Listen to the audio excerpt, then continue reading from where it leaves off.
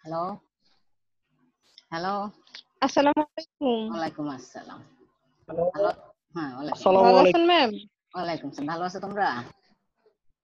আলহামদুলিল্লাহ। জি ম্যাম। আজকে ক্লাসটা শুরু করি।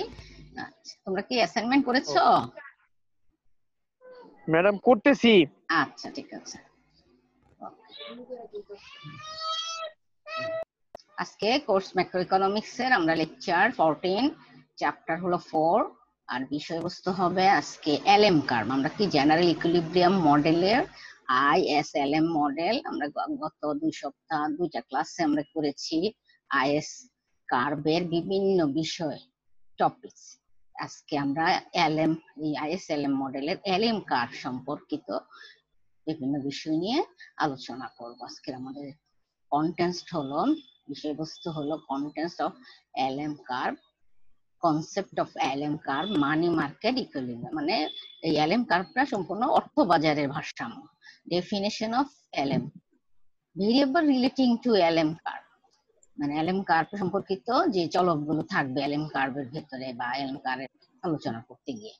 বৈশিষ্ট্য, characteristics and features of LM curve.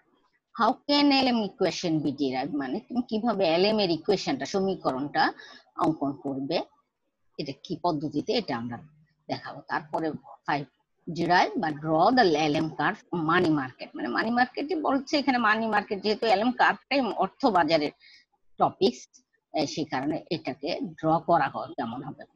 এবং ডিরাইভেশন অফ এলএম কার্ভ, এটার অঙ্কন পদ্ধতিটা আমরা চিত্রের সাহায্যে ব্যাখ্যা করব। তারপরে আমরা চলে যাচ্ছি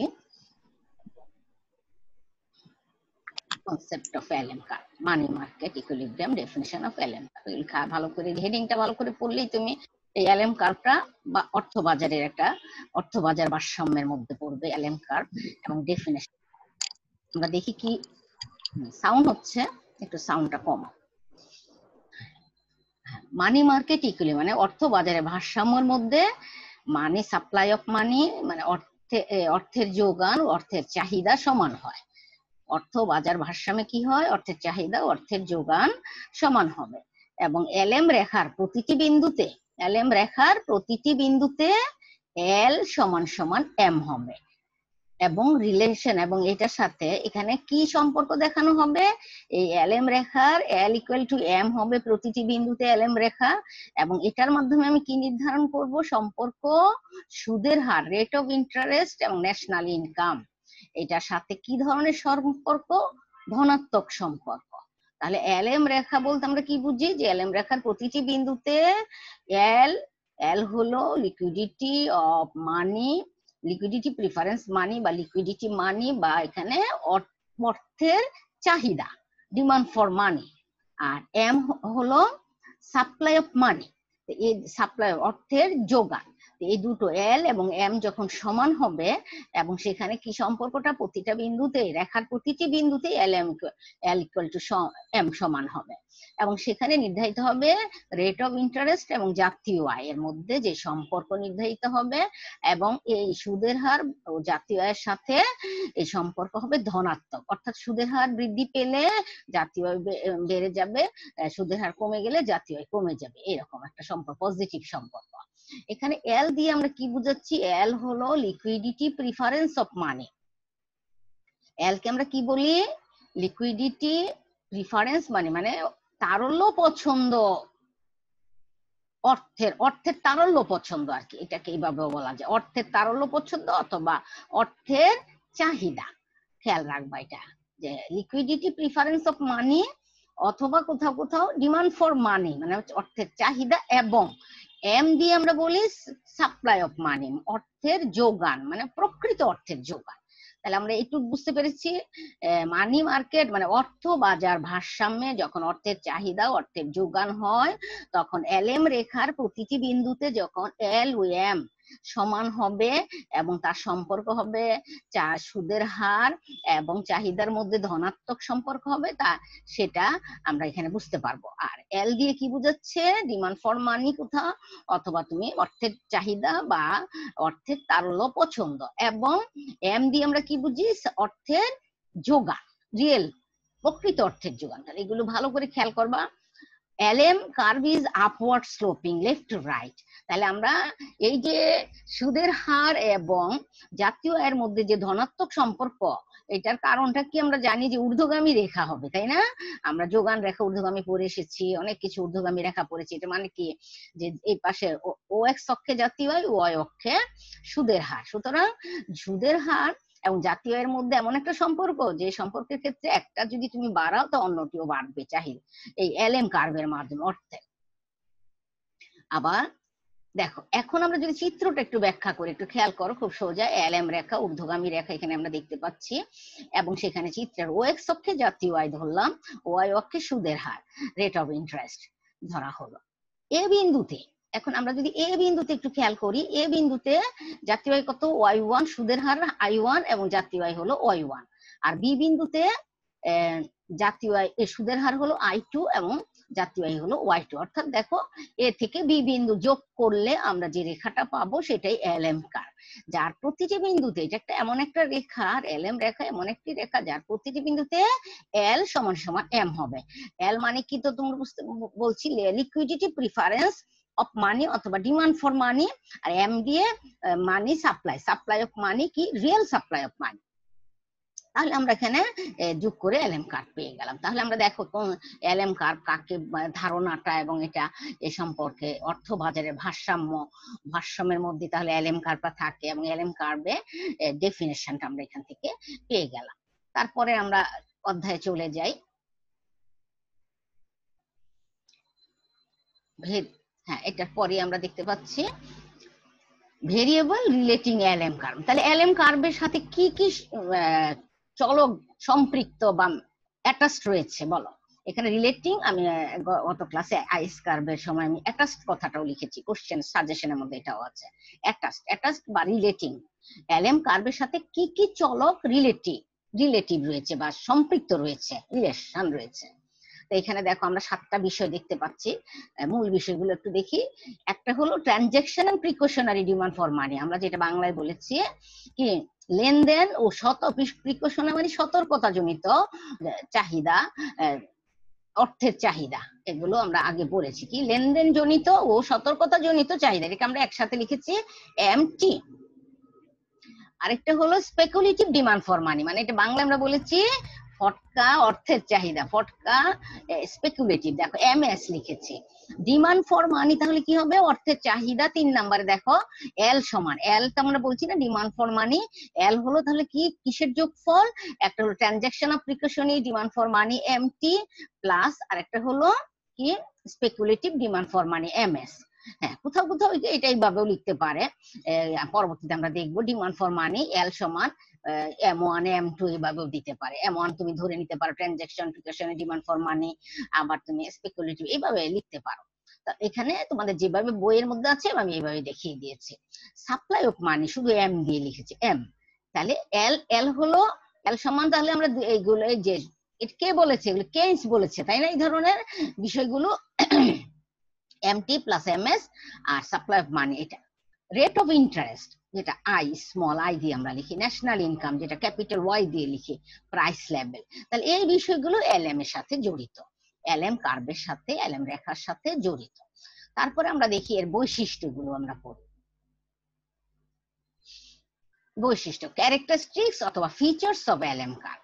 ক্যারেক্টারিস্টিক মানে বৈশিষ্ট্যগুলো এলএম কার্ভের কি হবে, এলএম কার্ভ কি নির্দেশ করবে। এটা যেমন এটা দিয়ে এখান থেকে তুমি সংজ্ঞাটাও তুমি বলতে পারো যে এলএম কার্ভ নির্দেশ করে অর্থবাজার ভারসাম্য। একটু আগে যে আমরা পড়লাম যে কথা, যে অর্থবাজারে এলএম কার্ভ কি নির্দেশ করে, এলএম কার্ভ দ্বারা নির্দেশ করে অর্থবাজারের ভারসাম্য।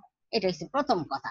এলএম কার্ভ দ্বারা অর্থবাজার ভারসাম্য বোঝায়, নির্দেশ করে। এলএম কার্ভ দ্বারা demand for money and supply of মানির সমতা প্রকাশ পায়, এল ইকুয়াল টু এম। তাহলে ঠিক আছে, এলএম কার্ভ দ্বারা কি এল ইকুয়াল টু এম, এইটার সমতা প্রকাশ পায়। এল দিয়ে আমরা ডিমান্ড ফর মানি বলছি, অথবা কোথাও কোথাও বলছি লিকুইডিটি প্রিফারেন্স মানি, আবার এম দিয়ে আমরা বলছি রিয়েল সাপ্লাই মানি অথবা শুধু সাপ্লাই অফ মানি। তাহলে বুঝতে পেরেছি বিষয়টা। তারপরে আমরা আরেকটা বৈশিষ্ট্য কি পেলাম এখানে, দুইটা বিষয় পড়া একটা আমরা পড়ার পরে কি বিষয় ওখান থেকেও আমরা এগুলো বৈশিষ্ট্যগুলো নিতে পারি, যে এলএম কার্ভ বাম থেকে ডান দিকে সাধারণত কি বা থেকে ডান দিকে ঊর্ধ্বগামী হয়। তারপর আমরা আবার দেখতে পাচ্ছি যে এলএম কার্ভ দ্বারা রেট অফ ইন্টারেস্টের সাথে কি, এলএম কার্ভ দ্বারা আমরা যে চিত্রের সাহায্য যদি বারবার বলেছি, সুতরাং ওইগুলি থেকেই তুমি কিন্তু এগুলো নিতে পারো যে এলএম কার্ভ বাম থেকে। আচ্ছা, এলএম কার্ভের উপাদানগুলো কি, যে একটু আগে আমরা যা যা বলেছি, এমটি মানে এমটি দিয়ে কি বুঝাচ্ছি আমরা, ট্রানজাকশন, লেনদেন এবং সতর্কতা জনিত অর্থের চাহিদা, তাই না? এমএস দিয়ে অর্থের যোগান, এল দিয়েও আমরা এটাই বলছি, এল এবং এম। এল হলো ওই অর্থের চাহিদা, এম দিয়ে অর্থের যোগান প্রকাশ পায়। আমরা এই উপাদানগুলি এটা ব্যবহার করেছি আর কি। তারপরে আমরা দেখি 4, এলএম কার্ভ দ্বারা রেট অফ ইন্টারেস্টের সাথে জাতীয় আয় কি ধনাত্মক সম্পর্ক নির্দেশ করে। তাহলে আমরা যা পড়ে এসেছি এটাই আবার এখানে দেখো, তোমরা যদি একটু ভালো করে এটা পড়ো তাহলে এটা থেকে সব বৈশিষ্ট্যগুলি তোমরা বলতে পারবা। তারপরে মানি মার্কেট এবং মনিটারি পলিসি। মানি মার্কেট মানে অর্থবাজার এবং মনিটারি পলিসি মানে আর্থিক নীতি, কার সাথে জড়িত? এলএম রেখার সাথে জড়িত। দেখো এখানে তোমরা কিছু বুঝতে পারো না এমন কিছু নাই। আমরা মেইন পয়েন্ট আমরা এই যে প্রথমটা আমরা দেখবো সংজ্ঞা, ডেফিনিশন, যে এলএম রেখা অর্থবাজার ভারসাম্য নির্দেশ করে, এলএম কার্ভ দ্বারা ডিমান্ড ফর মানি এবং এম কার্ভ দিয়ে সাপ্লাই অফ মানি প্রকাশ পায়। আবার এলএম এর রেখা বা থেকে ডান দিকে ঊর্ধ্বগামী। আবার আমরা 4 নম্বর পয়েন্ট একটু আগে বলি যে এলএম রেখাটা রেট অফ ইন্টারেস্ট ন্যাশনাল ইনকামের সাথে পজিটিভ রিলেশন। তারপরে এলএম রেখার সাথে যে চলকগুলো জড়িত, আমরা শুধু চলকগুলোর কথা যদি আলাদা করে বলি, যে এটার সাথে চলকগুলি হলো যে আমরা যখন L equal to MT plus MS বলেছি, সুতরাং এটার সাথে এগুলো জড়িত। তাহলে আমরা এটা বৈশিষ্ট্য। এরপরে আমরা চলে যাচ্ছি পরবর্তী স্লাইডে। এই তো না পাস ওকে, ক্যারেক্টারিস্টিক্স হয়েছে, ঠিক আছে। এখন আমরা দেখব যে কিভাবে তুমি ইকুয়েশন অঙ্কন করবে। ইকুয়েশনটা তুমি অঙ্কন করবে।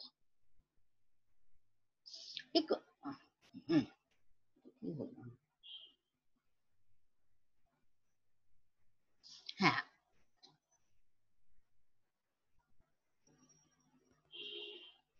এল ডিরাইভ করব অর্থবাজার ভারসাম্য থেকে এলএম ইকুয়েশন পাওয়া যায়। কোথা থেকে? দেখো বারবার কিন্তু এটা মানি মার্কেট ইকুইলিব্রিয়াম থেকে কি পাওয়া যায়? এলএম এর ইকুয়েশন পাওয়া যায়, যেখানে অর্থের চাহিদা অর্থের যোগানের সমন্বয় সাধন করে অর্থ বাজারে ভারসাম্য পাওয়া যায়। হ্যাঁ, অর্থে বাজার ভারসাম্য পাওয়া, যেখানে একটি সুদের হারের সাথে জাতীয় আয়ের একটি নির্দিষ্ট স্তরে অর্থের চাহিদা অর্থের যোগান সমান হয়। আমরা আগেও বলেছি, এখানেও সব ক্ষেত্রে আমরা দেখব, খেয়াল করব যে এটা ডিরাইভ করার সময় আমরা চিন্তা করতে হবে যেটা অর্থবাজার ভারসাম্য মানে মানি মার্কেট ইকুইলিব্রিয়াম থেকে, যেহেতু এলএম ইকুয়েশনটা আমরা এলএম রেখা আমরা বর্ণনা করেছি, এক্সপ্লেইন করেছি, অতএব এটার সমীকরণটাও অর্থবাজার ভারসাম্য থেকে পাওয়া যায়, যেখানে কি অর্থের চাহিদা অর্থের যোগানের মধ্যে সমন্বয় সাধন করে অর্থবাজারের ভারসাম্য পাওয়া যায়। যে এখানে একটি সুদের হারের জাতীয় আয় একটি নির্দিষ্ট স্তরে অর্থের চাহিদা ও যোগানের সমান হয়, যেটা আমরা এখানে বেশি লিখি নাই, আমরা বারবার প্রথম ইয়াতেও আমরা লিখেছি যে যেখানে এল ইকুয়াল টু এম হবে, তাই না? তাহলে এখন এটা আমরা এক্সপ্লেইন করি একটু ডিটেইলস। এখানে দেখো একটু খেয়াল করো, অর্থের লেনদেন ও সতর্কতা চাহিদা অপেক্ষক কি, এখানে তো এগুলো লাগবে, অর্থের ফটকা চাহিদা অপেক্ষক লাগবে, মোট চাহিদা, এগুলো দেখি আমরা। L1 সমান সমান ফাংশন অফ ওয়াই, অর্থের লেনদেন যেটা আমরা বলেছিলাম ট্রানজাকশন এন্ড প্রিকশনারি ডিমান্ড মানে function, L1 equal to function of Y, যেখানে যদি তুমি ডিরাইভেশন করো DL1 DY গ্রেটার দেন 0, যেটা 1 নম্বর সমীকরণ হিসেবে আমরা দেখাচ্ছি। তারপরে দেখো স্পেকুলেটিভ ডিমান্ড ফাংশন, অর্থাৎ অর্থের ফটকা চাহিদা অপেক্ষক L2 FI, যেটি সুদের হারের সাথে নির্ভরশীল। তাহলে DL2 by DI less than 0, মানে দ্বিতীয়, এটা হলো দ্বিতীয় ডিফারেন্সিয়েট, মানে L2 ডিফারেন্সিয়েট, 2 নম্বর সমীকরণ। অর্থের মোট চাহিদা অপেক্ষক L দিয়ে আমরা কি L1 Y প্লাস L, মানে অর্থের মোট চাহিদা অপেক্ষক L equal to L1 plus L2, এর জন্য L1 এর যে ফাংশন, যে L1 Y এবং L2 L1 Y এবং L2 Y এবং 3 নাম্বারটা দেখিয়েছে, মানে এখানে এল দিয়ে আমরা এই দুটোকে L1 এবং L2 এবং এটা ওয়াই এর উপর নির্ভরশীল এবং আই এর উপর নির্ভরশীল এভাবে দেখিয়ে দিয়েছে। অর্থের যোগানটা কি স্থির, এম এটার উপর এম প্রাইম দিয়ে বোঝাচ্ছে 4 নম্বর সমীকরণে যে এখানে অর্থের যোগান যা ছিল পূর্বে এখন সেটাই আছে, মানে স্থির যোগান। আর অর্থবাজারের ভারসাম্য কি হবে তাহলে এল ইকুয়াল টু এম, মানে LM থিওরির অর্থ বাজারে মানি মার্কেট ইকুইলিব্রিয়াম হবে এল ইকুয়াল টু এম। তাহলে আমরা এল ইকুয়াল টু এম এর জায়গায় এল এর জায়গায় কি আমরা এটা বসাই দিতে পারি L1Y প্লাস L2Y। দেখো L1Y plus L2I equal to M, যেটা উপরে একটা চিহ্ন দিয়েছে যে স্থির, এই চিহ্নটা কি, এই চিহ্নটা দিয়ে বোঝাচ্ছে এম মানে অর্থের যোগান এখানে স্থির। 5 নাম্বার সমীকরণ। এভাবে দেখো এই সমীকরণগুলি তোমরা বুঝতে পেরেছো। আবার আমরা বলছি যে L1 equal function of Y, L2 equal function of I, L সমান সমান তাহলে L1Y প্লাস L2I। 3 নম্বর সমীকরণটা খেয়াল করো। তারপরে আমরা বলছি অর্থের যোগান স্থির এম এম প্রাইম, অর্থবাজারে ভারসাম্য হবে এল ইকুয়াল টু এম। তারপরে এল এর মানটা এখানে আমি বসিয়ে দিই L1Y plus L2I equal to M. 5 নম্বর সমীকরণ। এখন আমরা একটু খেয়াল করি কি বলেছে। আমরা মুখে বলে দিয়েছি, তবু আমরা বলি যে 1 নং সমীকরণে অর্থের লেনদেন সতর্কতাজনিত চাহিদা নির্দেশ করে, যেখানে আয়ের সাথে অর্থের লেনদেন ও সতর্কতামূলক চাহিদা সম্পর্ক ধনাত্মক।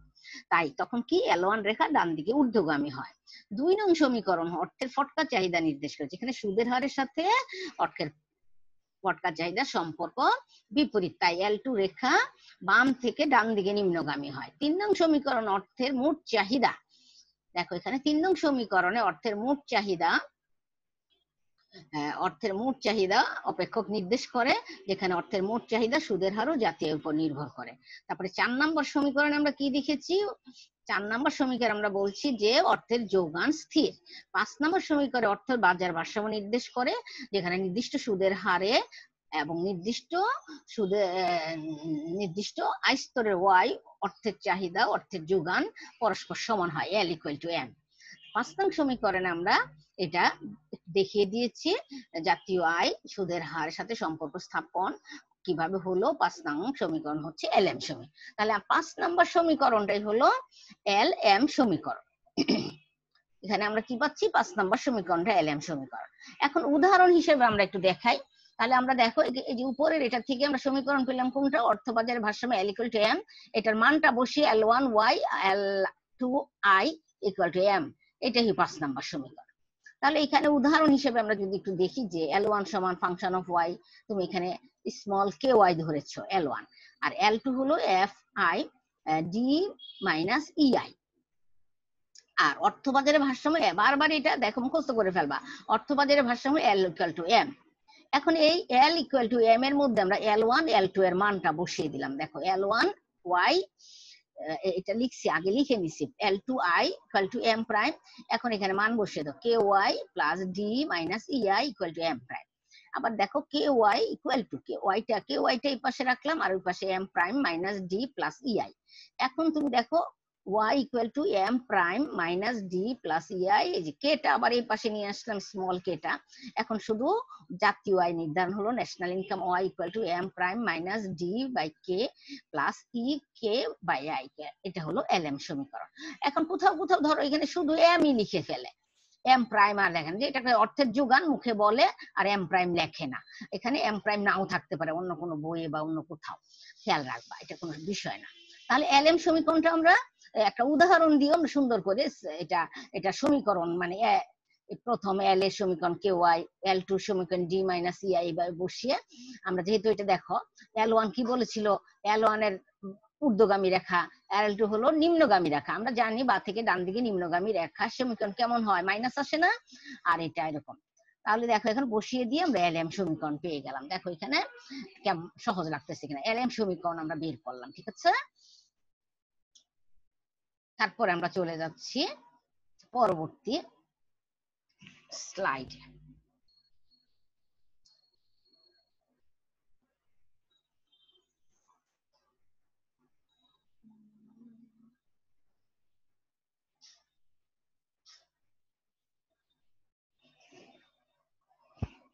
ঠিক আছে, এইবার আমরা দেখি এখানে আসলাম, এই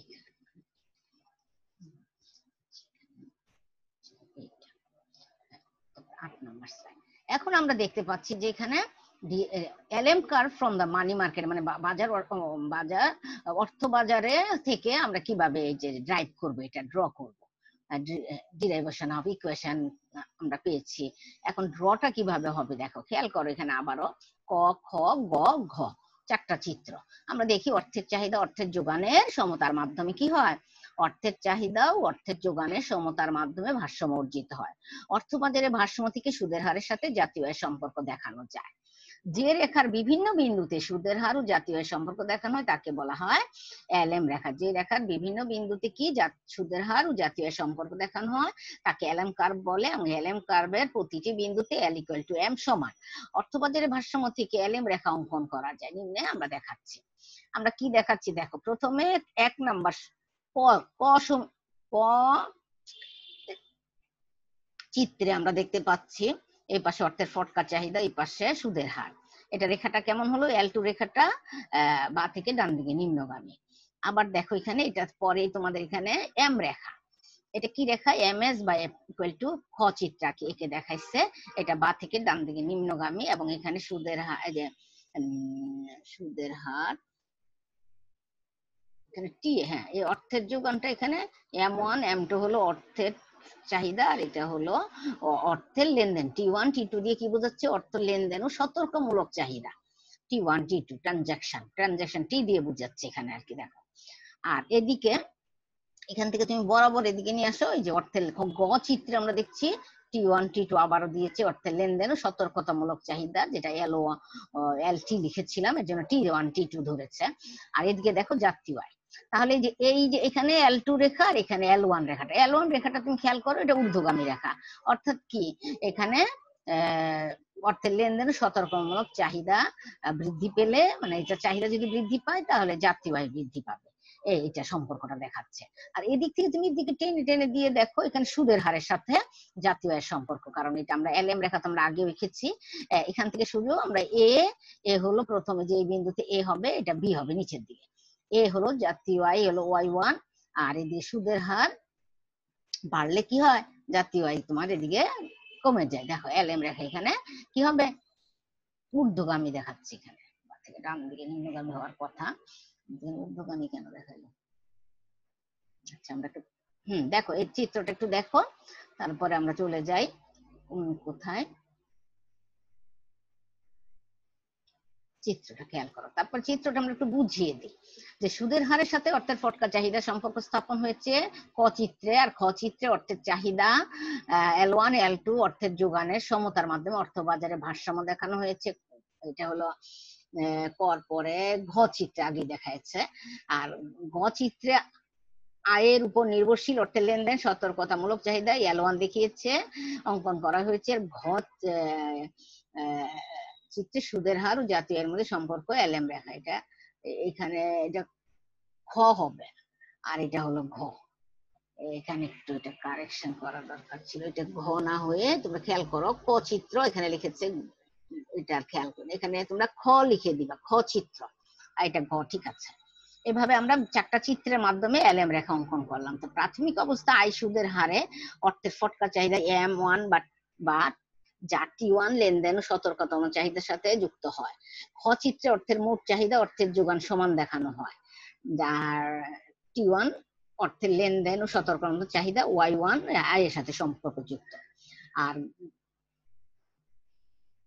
ঘ চিত্রে এই বিন্দুতে নির্দেশ করা হয়েছে। আবার I1 সুদের হারে অর্থের ফটকা চাহিদা বেড়ে M2 হলে লেনদেন ও সতর্কতামূলক চাহিদা কমে T2 লেনদেন সতর্কতামূলক চাহিদা Y2 আয় স্তরের উপর নির্ভরশীল। I2 সুদের হার Y2 আয় স্তরের সম্পর্ক ঘ চিত্রে বি বিন্দু দেখানো হয়েছে, এও বি বিন্দু যোগ করে আমরা এলএম রেখা পেয়ে গেলাম। ঠিক আছে, তারপর আমরা চলে যাই, এও বি বিন্দু এলএম রেখা পাওয়া গেল। ঠিক আছে, এরপর আমরা দেখি derivation of LM curve from equation থেকে আমরা কি এলএম রেখা অঙ্কন করে দেখাবো। এখন অর্থের লেনদেন ও সতর্কতামূলক চাহিদা, যেমন ধরো L1 0.5y, আর অর্থের ফটকা চাহিদা সমীকরণ L2 হলো 1502 - 20i। এখন অর্থের যোগান MS = 210 দেওয়া আছে, এখানে L ইকুয়াল টু M, আবার এখানে দেখো L equal to L1 plus L2। এই এই যে এখানে এটা লেখা হয় না, তাই L এর মান হলো L equal to L1 plus L2 লিখে দিতে হবে। এখন আমরা দেখি এখানে দেখো L এর পরিবর্তে কি বসানো হয়েছে। যদি এখানে এটা লিখলে ভালো হতো, L এর এই নিচের এই যে L ইকুয়াল টু M এর নিচে ঠিক নিচে তোমার L equal to L1 plus L2 equal to M লেখার দরকার ছিল। তারপর দেখো সরাসরি L এর মানটা আমরা এই যে এখানে এটা L1 L2 থেকে M থেকে বসাই দিলাম। 0.5y, তারপর প্লাস 150 মাইনাস 20i। আর অর্থের যোগান M সমান সমান দেখো যে M এর প্রাইম দেওয়া নাই এখানে, ms ইকুয়াল টু 210, অর্থের যোগান M ইকুয়াল টু 210। এখানে 0.5y ইকুয়াল টু কি, ওয়াইটা আমরা এই পাশে নিয়ে আসলাম আর ওই পাশে চলে গেল সব। 210 মাইনাস 150 প্লাস 20i, 20i। তারপরে দেখো এখান থেকে আমরা ওয়াইটা কমন নিয়ে যে ওয়াই নিয়ে গেলাম, এই পাশে ওয়াই চলে আসলো। আর 210 থেকে 150 মাইনাস করলে কত থাকে, 60। 210 থেকে 150 খেয়াল করো, তাই তো 60 থাকে এবং থাকে 20i। তাহলে Y equal to 60 plus 20i divided by 0.5টা আবার আমরা এই পাশে নিয়ে আসলাম 0.5i। তাহলে দেখো তো ওয়াই সমান সমান কত হবে এখানে, এটা মানে ভেঙে ভেঙে দেখিয়েছে আর কি।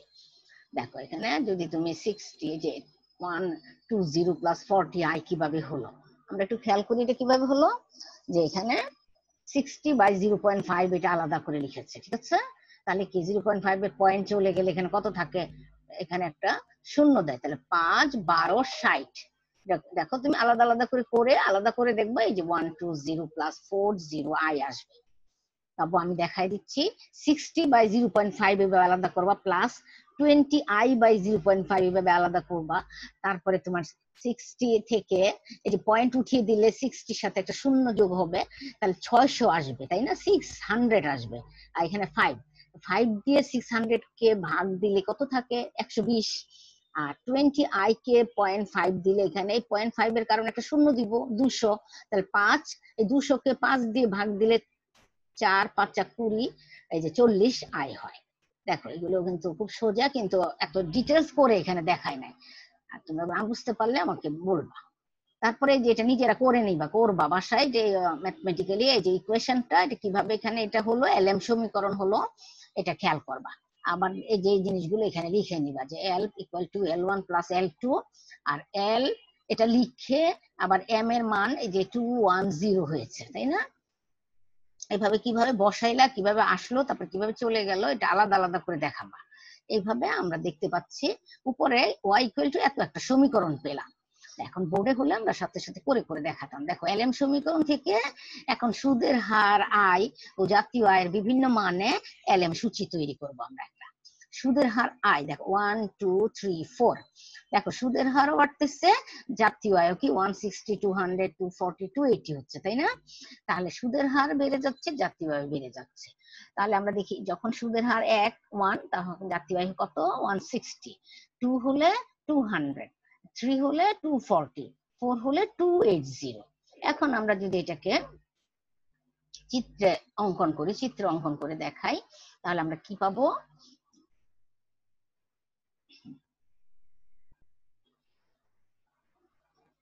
হ্যাঁ চিত্র অঙ্কন করে যদি আমরা দেখাই, চিত্র অঙ্কন করে দেখো, খেয়াল করো চিত্রটা, এলএম রেখা আমরা প্রথম থেকেই বলছি এটা বা থেকে ডান দিকে ঊর্ধ্বগামী, খেয়াল করো। এখন এটা আমরা বসাবো, দেখো এখানে সুন্দর করে সুদের হার 1 2 3 4 এইভাবে কিন্তু একদম স্কেল দিয়ে মেপে মেপে করেছে। আর এদিকে তোমার সংখ্যা এদিকে অনেক বড়, কিন্তু তোমাকে সংখ্যাটা একদম সমান ভাবে নিতে হবে, 50 100 150 200 এভাবে নিয়ে। তারপরে তুমি খেয়াল করো যখন সুদের হার 1, তখন কত 150 ছিল আগে সূচিটা, আমরা যদি খেয়াল করি যে তখন কি ছিল, এটা সূচিতে 150 ছিল, তাই না। 150 ছিল, সেখান থেকে এক বরাবর তুমি এইভাবে টেনে এ বিন্দু পেলাম। তারপরে আমরা দেখি 200, এটা বরাবর টেনে টু থেকে বরাবর টেনে আমরা বি বিন্দু পেলাম, 250 থেকে টেনে আমরা এটা সি বিন্দু পেলাম, এরপর আমরা এখান থেকে টেনে এখানে পেলাম। এখানে তোমরা চিত্র অঙ্কন করলে এটা সমান সমান হবে। এখানে একে একটু এদিক সেদিক করে দিস, এইখান থেকে টানা দরকার ছিল, তো কোনো অসুবিধা নাই, তোমরা নিজেরা এটা সুন্দর করে করবা। তাহলে আমরা দেখতে পাচ্ছি এখানে জাতীয় আয় ও সুদের হারে বিভিন্ন মানে, সুদের হারের বিভিন্ন মানে জাতীয় আয়ও বিভিন্ন হয়, এবং এ বি সি ডি বিন্দুগুলো যোগ করে আমরা কি রেখা, একটা ঊর্ধ্বগামী রেখা পেলাম, এলএম রেখা। এখানে কি বোঝাচ্ছে, সুদের হারে জাতীয় আয়ের সম্পর্ক কেমন, পজিটিভ, ধনাত্মক, আমরা যেটা প্রথম থেকেই বলেছি। তাহলে আমরা এলএম কার্ভটা এবিসিডি বিন্দু যোগ করে আমরা এলএম রেখার ডান দিকে ঊর্ধ্বগামী। তাহলে আমরা এলএম কার্ভ সম্পর্কে যে ধারণা নিলাম, যে এখানে কি এলএম রেখাটা কি অর্থবাজারের ভারসাম্য, তাই না?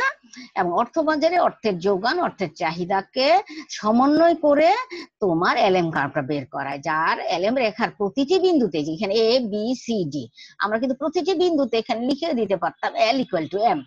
প্রতিটি বিন্দুতে কি এল ইকুয়াল টু এম হবে। এখানে প্রতিটি বিন্দুতে আমরা দেখতে পাচ্ছি যে এলএম রেখার প্রতিটি বিন্দুতে এল ইকুয়াল টু এম সমান, এবং এটা অর্থবাজারের ভারসাম্য। এবং এখানে এলএম রেখা বা থেকে ডান দিকে ঊর্ধ্বগামী, আর ঊর্ধ্বগামী, এবং এখানে বা থেকে ঊর্ধ্বগামী, এবং সুদের হারের সাথে জাতীয় আয়ের কি সম্পর্ক, পজিটিভ, ধনাত্মক সম্পর্ক। কারণ সুদের হার বৃদ্ধি পেলেও জাতীয় আয় বেড়ে যায়, সুদের হার কমে গেলে জাতীয় আয় কমে যায়। অর্থের তার এটা অর্থের অর্থের তার এল দিয়ে আমরা কি বুঝাচ্ছি, মনে করো লিকুইডিটি প্রিফারেন্স মানি অথবা ডিমান্ড ফর মানি, আর এম দিয়ে আমরা বলি রিয়েল সাপ্লাই অফ মানি অথবা শুধু সাপ্লাই অফ মানি। তাহলে আমরা এখানে এলএম কার্ভের ঢালও কিন্তু দেখি ঊর্ধ্বগামী রেখা, এটা ঢাল কেমন হবে, এটার ঢালও কিন্তু পজিটিভ হবে, তাই না, নেগেটিভ হবে না। তাহলে আমরা এখন আবার প্রথম দিকে একটু চলে যাই, ডিটেলস আবার একটু বিস্তারিত তোমাদেরকে একটু বলি, যে আমাদের ক্লাসের টাইমও আর বেশি নাই, 6 মিনিট, 5:30, 6:30। এখন আমাদের যেটা আমরা আবার একটু তাহলে এলএম কার্ভ দিয়ে আমরা যেটা মানে একদম প্রথম কথা হলো এলএম রেখা কেমন, ঊর্ধ্বগামী রেখা হবে, যেটা এই যে রেখাটাও ওখানে এঁকে দেওয়া যেত, এটা এখানে চলে গেলে যে এল ইকুয়াল টু এম, কিন্তু এখানে অঙ্কন করেছে তো তাই অঙ্কন করতে গিয়ে একটু জায়গা কম ছিল। দেখো এই যেখানে এ ও বি বিন্দুতে যে L equal to M, L equal to M, তাহলে আমরা বলতে পারি প্রথমে এটা যদি ডেফিনেশন আমরা বলতে চাই, তাহলে অর্থ বাজার ভারসাম্যে অর্থের চাহিদা, অর্থের যোগানকে সমন্বয় করে এলএম রেখা সমন্বয় করা হয়, এবং এলএম রেখার প্রতিটি বিন্দুতে এল সমান সমান এম, এবং সুদের হারের সাথে জাতীয় সম্পর্ক হলো ধনাত্মক, আর এল দিয়ে আমরা লিকুইডিটি প্রিফারেন্স মানি বা ডিমান্ড ফর মানি, এবং এম দিয়ে রিয়েল সাপ্লাই মানি বা শুধু সাপ্লাই মানি বললেও কোনো অসুবিধা নাই। আর এলএম রেখা তাহলে কি upward sloping left to right curve, এখানে আপওয়ার্ড স্লোপিং, এলএম রেখা is upward sloping left to right, বা থেকে ডান দিকে এটা ঊর্ধ্বগামী। তাহলে এখানে আমরা এগুলো এরপরে আমরা চলে আর একটু দেখি যে এটার সাথে কি কি অ্যাটাচ থাকবে, এর সাথে থাকবে অ্যাটাচ থাকবে, আমরা এটা একদম মুখস্থ করে ফেলবো যে এটার সাথে আমাদের কি অ্যাটাচ থাকবে। অ্যাটাচ থাকবে আমরা দেখতে পাচ্ছি যে এখানে প্রথমত যে এমটি, এমটি দিয়ে কি বোঝাচ্ছি আমরা, লেনদেন জনিত চাহিদা, আর একটা হলো সতর্কতা জনিত চাহিদা, আর তারপরে আরেকটা যে আছে সেটা কি বোঝাচ্ছি আমরা,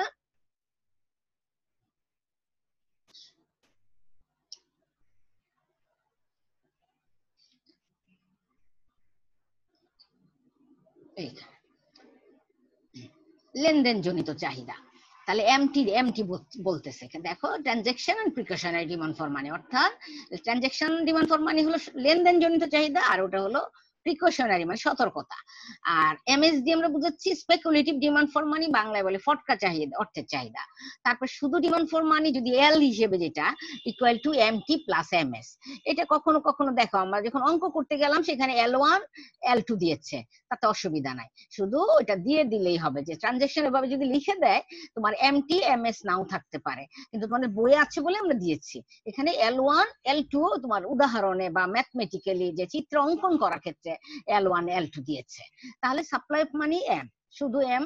আবার কোথাও বুঝাতে গিয়ে এম এর প্রাইম দিয়েছি, এটা কেন, যে অর্থের যোগানটা যখন এলএম বুঝাতে যাই তখন এটা স্থির থাকে। বাকি rate of interest, national income এবং প্রাইস লেভেল, এগুলো মুখস্থ করে ফেলবা। তারপরে আমরা চলে যাচ্ছি যে বৈশিষ্ট্যগুলো আমরা এখান থেকে ডিটেলস আমরা যা পড়েছি এতক্ষণ, এটাই যেটা এলএম কার্ভটা কি নির্দেশ করছে, মানি মার্কেট ইকুইলিব্রিয়াম, অর্থের ভারসাম্য, অর্থ বাজারের ভারসাম্য খেয়াল রাখবা। আর আইএস রেখাটা কি নির্দেশ করে বলতো, দ্রব্য বাজারের ভারসাম্য বা উৎপন্ন বাজারের ভারসাম্য। আর এলএম কার্ভ দ্বারা demand for money, supply of money সমতা প্রকাশ, এল ইকুয়াল টু এম। আর আইএস রেখা দিয়ে আই সমান সমান মানে আই ইনভেস্টমেন্ট সমান সমান সাপ্লাই, আমরা তুলনা করছি কিন্তু পূর্বের পড়ার সাথে। তারপরে খেয়াল করো, আইএস রেখা বা থেকে ডান দিকে নিম্নগামী, এলএম রেখা বা থেকে ডান দিকে ঊর্ধ্বগামী। হ্যাঁ, এলএম রেখার উপাদানগুলো এমটি, এমএস, এলএম। আর আইএস এর সাথে ইনভেস্টমেন্ট, সেভিং, এরকম সুদের হার, আবার তোমার জাতীয় আয় নির্দেশ।